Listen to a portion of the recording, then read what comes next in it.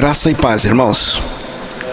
Vamos ouvir a leitura de um texto que gostamos muito dele, citamos bastante aqui, todos vocês, que é o texto de Gálatas, capítulo 2, versículo 20, conforme a tradução. Terá que ser lido também o versículo 19. Porque eu, mediante a própria lei, morri para a lei, a fim de viver para Deus. Estou crucificado com Cristo. Logo já não sou eu quem vive, mas Cristo vive em mim. E este viver que agora tenho na carne, vivo pela fé no Filho de Deus, que me amou e a si mesmo se entregou por mim. Que Deus revele esta verdade ao nosso coração. Eu considero este texto a chave da verdadeira vida cristã. Já estou crucificado com Cristo e vivo não mais eu, mas Cristo vive em mim. E a vida que agora vivo na carne, vivo-a pela fé do Filho de Deus, o qual me amou e se entregou a si mesmo por mim. Essa é a realidade da vida cristã.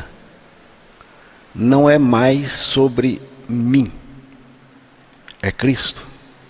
A vida cristã não é um esforço humano, muito menos religioso, é uma união viva com Cristo, uma identificação com Ele, tanto na sua morte, na cruz, como também na sua ressurreição, e a partir da ressurreição do Senhor e da nossa ressurreição juntamente com Ele, Ele então passa a viver em nós.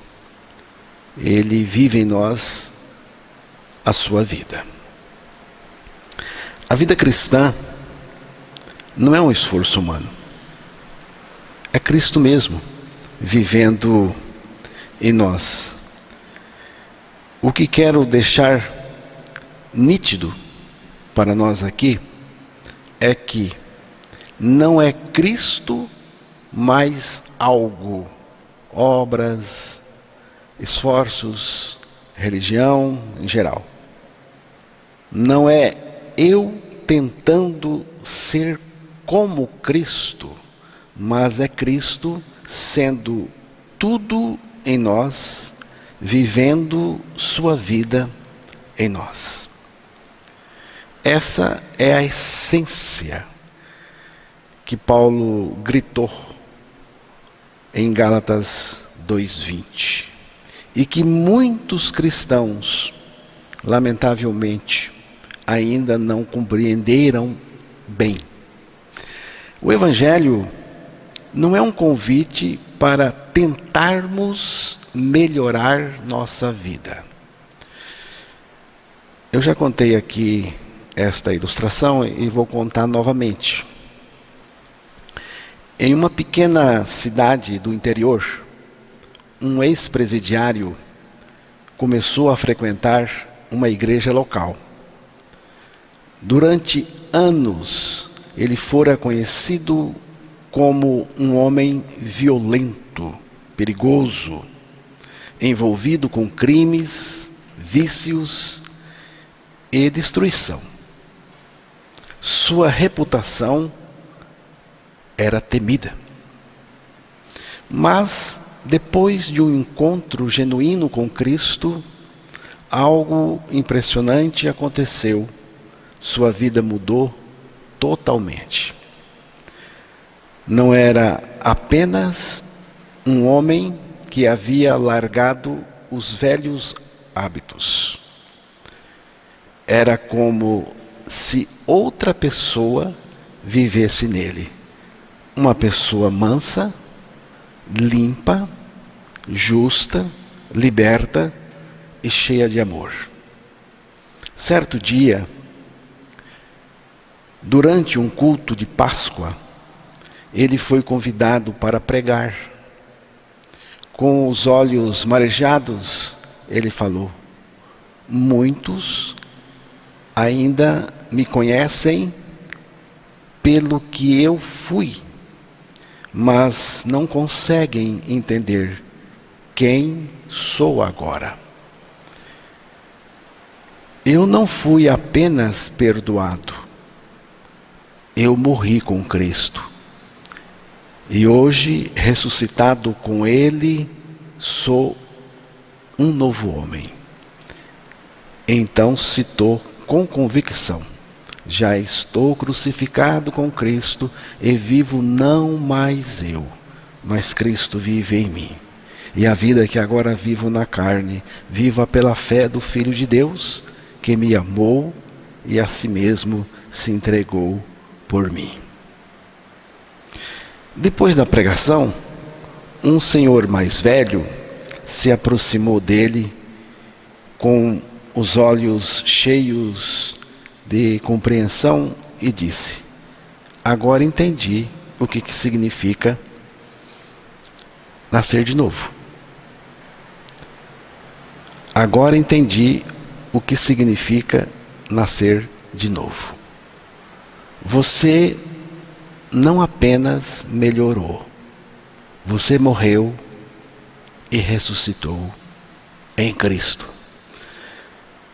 Essa é a diferença entre religião e evangelho. A religião pode tentar consertar o homem exterior, mas o evangelho crucifica o velho homem e nos faz ressuscitar com Cristo. Essa é a verdade que, infelizmente, muitos ainda não compreendem. Cristo não veio para melhorar o velho homem, mas para crucificá-lo e substituí-lo com a sua própria vida. Cristianismo não é autoajuda, é substituição. Eu não melhorei, eu morri. Não é tentar mudar o que não gosto em mim, aquele lado que resiste, que fracassa, que se rebela. Eu não melhorei, eu morri. Paulo não diz: agora sou uma versão melhor de mim mesmo. Ele diz: estou crucificado com Cristo. Não mais eu vivo, Cristo vive em mim. A vida cristã começa com a morte. E não é a morte de um hábito, mas a morte de uma pessoa pecadora em Adão, na cruz, em Cristo. Só então podemos receber uma nova vida, a vida de Deus mesmo, a vida de Cristo em nós. O Evangelho não é um aprimoramento do homem natural, é a sentença de morte da velha criação em Adão e o nascimento, o surgimento de uma nova criação em Cristo. A lagarta é horripilante. Tem gente que até tem medo de lagarta. Conheço alguém que tem um pequeno trauma com lagarta. Não pode nem ver, mas eu nem vou dizer quem é. A lagarta se arrasta, queima, devora folhas, destrói. A lagarta é vista como uma praga. Mas chega um momento em sua vida que ela para. Ela constrói um invólucro ao seu redor, um abrigo natural onde se esconde. Ela entra num tipo de sepulcro natural, ali morre como lagarta e ressuscita como borboleta. Ali dentro, a lagarta morre para a sua velha forma e mais tarde emerge como borboleta. De certa forma, a lagarta morre para a vida de lagarta e ressuscita para a vida de borboleta. Ela sai do sepulcro natural, não mais como lagarta, mas como uma linda borboleta. A borboleta não se arrasta, ela voa. Um voo elegante, gracioso. Seus movimentos são suaves e graciosos. Diferente da lagarta. A lagarta parece até se esforçar para se movimentar. Ela não vive para destruir a borboleta, ela constrói. A lagarta queima e destrói. A borboleta poliniza, embeleza os jardins e espalha vida, cor e renovação. A lagarta é feia aos olhos humanos, mas a borboleta é símbolo de beleza, transformação e delicadeza. Chamamos isso de metamorfose. Mas, por mais admirável que seja essa mudança, a obra de Deus em nós é infinitamente maior. A metamorfose da lagarta para a borboleta é natural e parcial. Mas a nossa metamorfose em Cristo é sobrenatural e total. Deus não nos conserta, Ele nos recria em Cristo. Ele faz a velha criatura pecadora morrer com Cristo na cruz e pela ressurreição traz à existência uma nova criatura. Assim que, se alguém está em Cristo, nova criatura é. Não é será. É. As coisas velhas já passaram. Eis que tudo se fez novo. Se a natureza é capaz de transformar uma lagarta numa borboleta, não seria Deus capaz de transformar um pecador em santo? Sim. Não seria o Criador poderoso para pegar uma velha criatura e fazê-la nascer de novo, crucificando-a em Cristo na cruz e depois surgindo uma nova na ressurreição juntamente com Cristo? Sim, Ele tem este poder. Basta crer na nossa morte e ressurreição com Cristo nele. Basta isto. Isto é algo que precisamos crer. O Evangelho não é um convite para você se tornar uma pessoa melhor. É um chamado para você morrer com Cristo e viver uma nova vida nele. Deus não nos deu uma nova chance. Deu-nos uma nova vida. A vida de Cristo. A vida que vem da ressurreição, o centro da ressurreição. Gálatas 2:20 resume toda a vida cristã. Já estou crucificado com Cristo e vivo não mais eu, mas Cristo vive em mim. Não é sobre religião, nem sobre seguir regras. É sobre Cristo ser a nossa vida. Colossenses capítulo 3, versículo 4.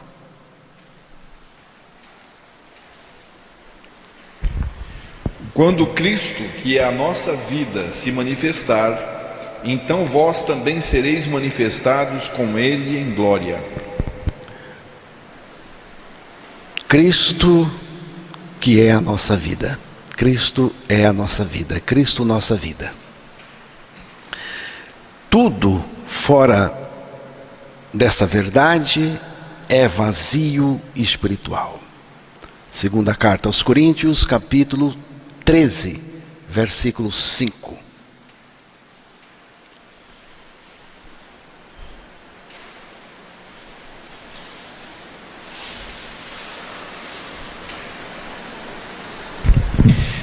Examinai-vos a vós mesmos se realmente estáis na fé.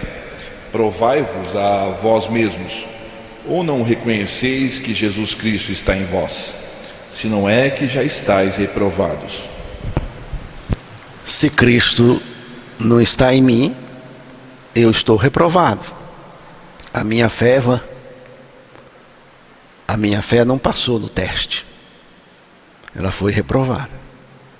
O que aprova uma pessoa diante de Deus? Cristo está em mim?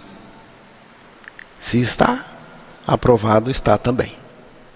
Se não está, assunto encerrado. Agora, é importante observar o seguinte: antes de Cristo estar em mim, eu preciso estar nele. Nele é na cruz, quando ele nos atraiu e nos colocou nele. E nele nós morremos, aquela morte libertadora. Aí ele pode estar em nós pela ressurreição, pela nossa ressurreição, juntamente com ele. Cristo não é apenas uma parte da vida cristã. Ele é a vida cristã inteira. Toda. Vida cristã não é viver pela força da pessoa, mas pela vida de Cristo em nós. A vida cristã não é difícil, é impossível para nós, só Cristo pode vivê-la e Ele vive em nós. Cristo não veio apenas mudar a nossa vida, Ele veio ser a nossa vida. Ele veio mudar a nossa vida e mudou, mas não veio apenas para fazer isso. Ele veio também para ser a nossa vida.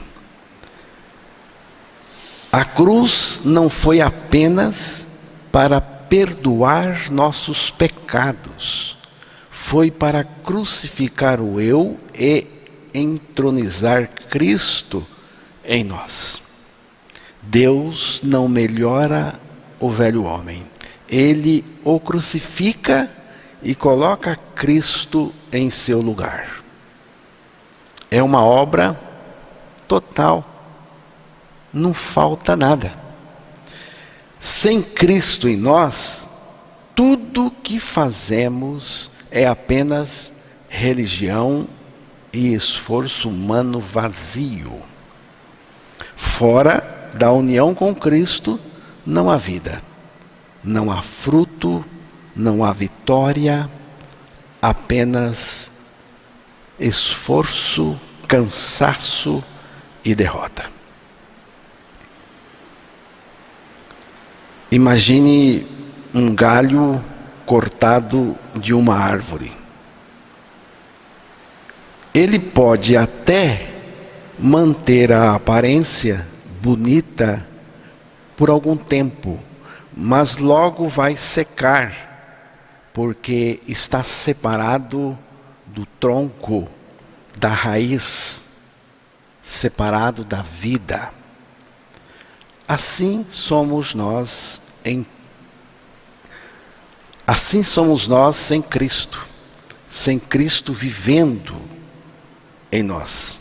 Podemos até fazer muitas coisas religiosas, bonitas também, mas estamos secos sem a vida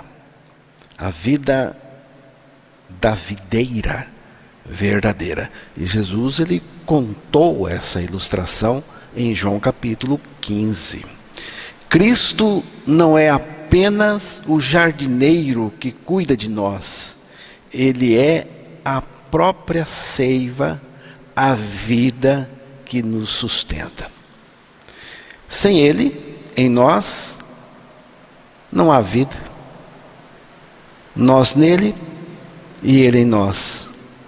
Assim, com ele, há fruto, a vida, porque ele é a videira verdadeira. Estamos conectados a ele. Essa é a ideia que Jesus nos transmite em João capítulo 15, quando ele ilustra esta verdade da nossa morte, da nossa união com ele e nele. Envolve nossa morte, nossa ressurreição. Quando ele fala, então, que ele é a videira verdadeira e nós somos os ramos. Os ramos. Um copo vazio, por mais bonito que seja, não mata a sede de ninguém. Deus não quer que sejamos copos bonitos apenas. Ele quer que sejamos cheios da água viva, que é Cristo em nós. Cristo não é o enfeite do copo, ele é o conteúdo, a própria vida. A vida cristã não é apresentar um copo para Deus encher de vez em quando. É estar mergulhado na fonte, transbordando continuamente da vida de Cristo. Sem essa união, tudo é vazio, mesmo que pareça bonito por fora. Imagine um carro poderoso, motor potente, rodas novas, pintura brilhante. Mas se não tiver combustível, ele não sai do lugar. Seja o combustível que for, mas tem que ter. Assim também, sem Cristo vivendo em nós, toda a nossa capacidade, inteligência ou esforço é inútil. Sem Cristo vivendo em nós, somos como um motor sem combustível, sem força, sem direção, sem vida. Cristo não veio só para nos dar uma ajuda, ele veio para ser a nossa própria vida. A vida de Cristo operando em nós. A vida cristã não é sobre sermos fortes. É sobre estarmos totalmente dependentes de Cristo. Cristo não é o mecânico que vem consertar o motor. Ele é o próprio combustível que faz tudo funcionar. A vida cristã não é sobre consertar a nossa vida, é sobre trocá-la. Por isso, já estou crucificado. É o fim da minha vida. E vivo não mais eu, mas Cristo vive em mim, é a substituição. Tudo o que é verdadeiro, poderoso e frutífero na vida cristã nasce dessa união. Cristo em nós e nós em Cristo. Fora disso, tudo é vaidade, ilusão, é morte. Muitos pensam que a vida cristã é tentar viver para Deus com suas próprias forças. Mas o Evangelho nos mostra algo totalmente diferente. Cristo em nós é a vida cristã verdadeira. O Evangelho é isso. Menos do que isso não é o Evangelho. Não é Deus nos ajudando a viver melhor. É Deus nos dando sua própria vida em Cristo. E isso só Deus mesmo pode fazer. A vida cristã não é apenas caminhar ao lado de Cristo. É ter Cristo vivendo dentro de nós. Após sua morte e ressurreição, Cristo não veio apenas caminhar ao lado do crente, ele veio viver dentro do crente em Jesus, crente mesmo. A obra da cruz e da ressurreição nos conduz a uma identificação total com Cristo. Morremos com Ele, ressuscitamos com Ele, e agora Ele habita em nós, Ele vive em nós. Esse é o Evangelho verdadeiro. Não é um Deus ao lado, mas um Deus dentro, agora. Não é um Deus meu vizinho, é que eu sou o domicílio de Deus. Ele mora em mim. A partir da ressurreição, a comunhão com Deus deixou de ser localizada ou ocasional para ser permanente, interior e inseparável. É por isso que hoje não vivemos mais em busca de uma ajuda externa, exterior a nós. Temos em nós mesmos, a vida do próprio Cristo, que é suficiente para tudo. Ou você não acha? Quando eu digo assim, a vida de Cristo em mim, eu estou dizendo que esta vida é suficiente para tudo. Não existe nada que ela não pode. Deus não quer que estejamos apenas ao lado dele. Nossa segurança, nossa força e a nossa esperança não vem de um Cristo ao lado, mas de um Cristo dentro.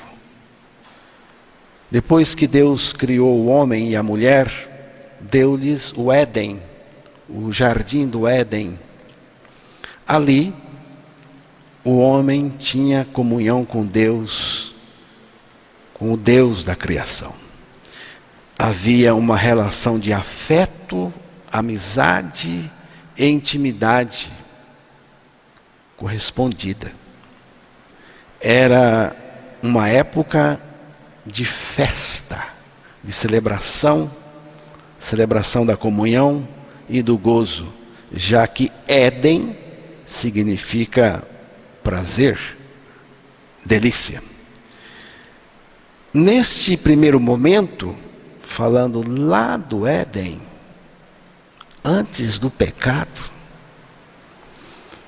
vemos que o sentido da vida entre o homem e Deus era de comunhão.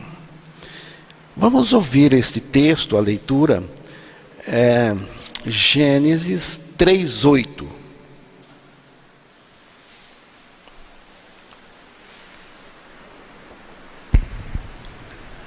Quando ouviram a voz do Senhor Deus, que andava no jardim pela viração do dia, esconderam-se da presença do Senhor Deus, o homem e a sua mulher, por entre as árvores do jardim.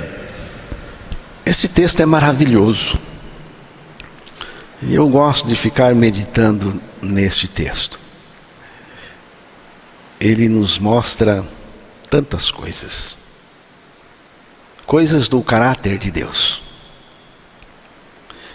Deus não é um ser frio ou distante, mas um Deus que deseja comunhão. Parece que o Senhor vinha ao jardim à tardezinha, como o texto falou, na viração do dia. E, ao que parece, vinha para conversar. Porque o texto fala aí que quando ouviram a voz, ouviram a palavra, ouviram a fala, um Deus que vem falando, um Deus que gosta de conversar. Um Deus que gosta de conversar é fantástico. E também parece que eles, o casal, eles percebiam a chegada do Senhor Deus ali, à sua presença, pela palavra. Quando ouviam, eles reconheciam aquela voz, aquela fala, aquela palavra. Deus está aqui, acabou de chegar. Eles conheciam o sotaque de Deus, sua voz. Que coisa espetacular. Eu acho isso fantástico. Essa palavra andava na viração da tarde, andava, passeava, caminhava, é maravilhosa demais também. Deus em caminhada com o homem que Ele criou. E nas caminhadas há conversa muito boa, não é, irmão José Rubim? Quando a gente caminha junto, estamos caminhando lá no Amora Branca, caminhando um com o outro, conversando, qualquer coisa é bom, muito bom. Deus em caminhada com o homem que Ele criou. Que Deus é este que gosta de gente, que gosta de comunhão, mas Ele Deus, tinha muito mais para eles. Tinha a sua vida para colocar dentro deles, se comessem da árvore da vida eterna. Cristo é a vida eterna, agora em nós. Cristo é a vida eterna, agora em nós. Aí a comunhão estaria dentro deles e permanente. Não acabava mais. A viração do dia também é interessante, esta expressão. Aqui é o fim da tarde. Significa, de acordo com o texto original aí, o hebraico, é o fim da tarde, o momento do frescor. É um tempo de encontro, de conversa, e não de cobrança ou frieza. Deus andava, caminhava no jardim. A ideia é de que alguém se aproxima em paz, como um amigo vindo encontrar-se com quem ama. Essa é a ideia. Quando diz que ouviram a voz do Senhor, o hebraico sugere mais do que um som. Eles reconheciam a voz, conheciam o jeito de Deus, o sotaque dele. E aqui é algo muito bonito. Deus queria algo maior, não apenas visitar, mas habitar dentro deles. Essa é a ideia. Por isso havia no jardim a árvore da vida, que representa Cristo, a vida eterna disponível ao homem. O desejo de Deus, desejo por comunhão, não apenas conosco, mas dentro de nós. Exatamente o que Cristo realiza em João 14, 23, quando diz: faremos nele morada. E Gálatas 2:20, Cristo vive em mim. E isto é magnífico, é grandioso. A palavra hebraica usada para andava é muito significativa. Ela vem de uma raiz que significa andar, caminhar, marchar. Ela indica uma ação contínua, como passeava, caminhava de um lado para o outro, de forma tranquila e habitual. Habitual. Então, não foi só aquele dia. Deus tinha esse costume. Esse hábito era habitual. Não é apenas Deus andou uma vez, mas Deus passeava continuamente no jardim. Sugere movimento habitual, suave, relacional, uma caminhada agradável, como quem compartilha momentos com amigos íntimos. Em português, poderíamos traduzir: andava também como... Em português, poderíamos traduzir andava também como passeava, caminhava tranquilamente, costumava andar, se movia entre eles com familiaridade. Não era um desconhecido. Este detalhe mostra algo profundíssimo.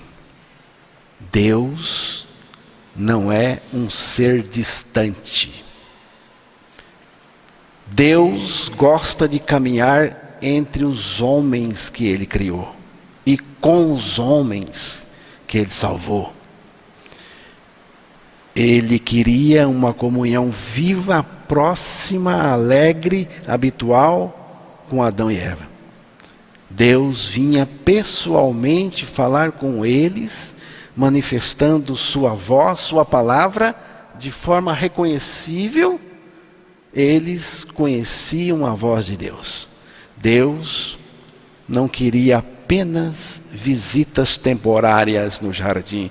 Ele queria habitar neles. A árvore da vida, Cristo, a vida eterna, era a chave. Se comessem dela, a comunhão seria interna e permanente. Interna e permanente e eterna também. Hoje, em Cristo, Deus realizou isso.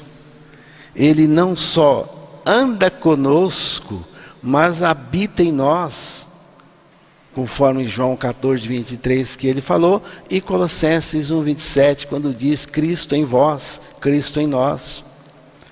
Viração do dia, literalmente é ao vento do dia. Isto é, quando a brisa fresca do entardecer sopra. Aquele momento gostoso mesmo.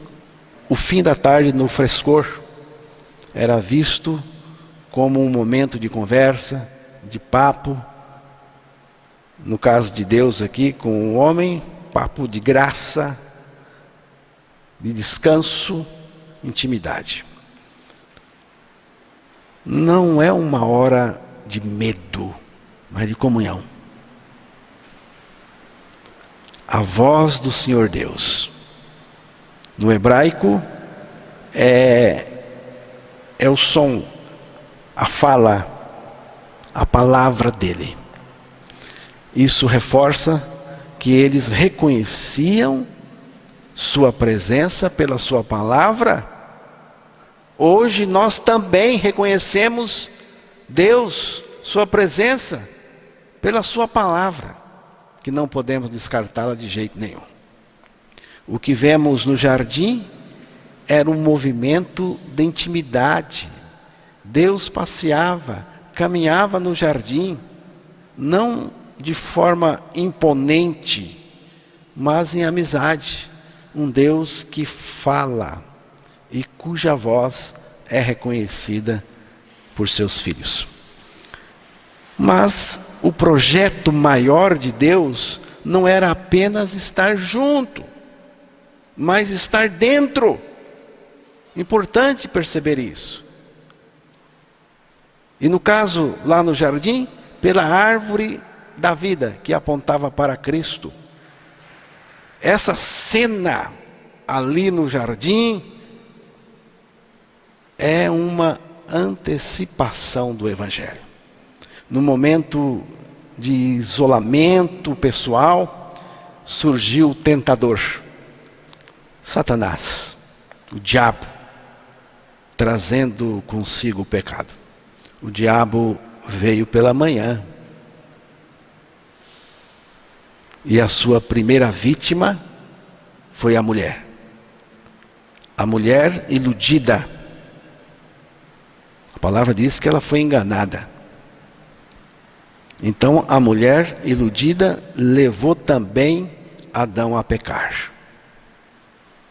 A humanidade não caiu com Eva, mas com Adão. Romanos 5, versículo 12. Portanto, assim como por um só homem entrou o pecado no mundo, e pelo pecado a morte, assim também a morte passou a todos os homens, porque todos pecaram. Jesus é o único homem sem pecado, pois não foi gerado por um ser humano macho. Maria não concebeu de José, mas da palavra de Deus pelo Espírito Santo, conforme está registrado em Lucas capítulo 1, versículos 35 e 38. Deus não age por impulsos ou improvisos. Ele tem um único projeto: a nossa identificação com Cristo, nós nele e ele em nós. No Éden, Deus estava ao lado do homem, mas a partir da morte e ressurreição de Cristo, ele está em nós. Agora a comunhão é permanente e interiorizada. Quando Cristo veio ao mundo, ele então é o Deus presente conosco. Na encarnação ele é o Deus presente conosco, o Deus conosco. Era Deus conosco, ao nosso lado, próximo, mas ainda não dentro de nós. Deus conosco é algo maravilhosamente grandioso. Mas Deus em nós é o alvo supremo que Ele deseja alcançar em cada um de nós. Como Cristo poderia habitar em nós, sendo nós pecadores? Não poderia. O pecado separa o homem de Deus e o torna impróprio para ser sua morada. Você colocaria uma geleia fresca num pote contaminado com moscas varejeiras? Certo que não, você não colocaria. E nem Deus vai colocar a vida dele dentro de um ser contaminado. E Pedro compreendeu isso muito bem, quando ele viu a santidade de Jesus. Em Lucas 5:8, ele disse: Senhor, retira-te de mim, porque sou pecador. Mas Deus, em seu amor, providenciou a solução para esse impasse. A solução é a cruz. Na cruz fomos crucificados com Cristo. Nossa velha vida contaminada terminou ali. Pela nossa ressurreição juntamente com Cristo, ganhamos a sua vida justa e santa em nós. Agora, crucificados com Cristo, ressuscitados com Cristo, purificados e renovados, somos feitos sua morada, para que Ele viva em nós a sua vida justa, santa e de poder. Esta é a revelação que muda tudo, irmãos, muda tudo. Cristo conosco, Deus ao nosso lado, manifestado em Jesus. Nós em Cristo na cruz, nossa morte com Ele e nele, nossa identificação total com sua obra na cruz. Cristo em nós na ressurreição, sua vida jorrando dentro de nós e de dentro de nós. Nós com Cristo para sempre, na comunhão eterna, perfeita e indissolúvel. Este é o projeto de Deus. Não apenas estar ao nosso lado, mas viver em nós, agora e para sempre. Cristo não veio apenas para nos melhorar, nos consertar ou nos ensinar. Ele veio para ser a nossa vida. Ele veio para viver em nós. Primeiro nos crucificar com Ele e depois ressuscitar para viver em nós. A verdadeira vida cristã é Cristo em nós, Cristo vivendo a sua vida em nós. Sem Ele não há vida, sem Ele não há comunhão nenhuma, sem Ele não há fruto e também não há futuro e nenhuma esperança. Mas com Ele temos tudo, porque Ele é o tudo de Deus para o meu nada. Ter Cristo apenas ao nosso lado nos deixa vulneráveis a perder a comunhão. Mas ter Cristo vivendo em nós nos garante segurança eterna. Imagine um copo de café ao lado de um copo de leite, separados. Agora misture os dois, eles se tornam inseparáveis. Assim é a nossa união com Cristo. Cristo em nós é a essência do verdadeiro evangelho. Não andamos ao lado de Cristo, andamos nele. É assim que diz a palavra, andamos nele e ele em nós. Hoje Deus nos chama a crer e a viver esta realidade. Já estou crucificado com Cristo e vivo não mais eu, mas Cristo vive em mim.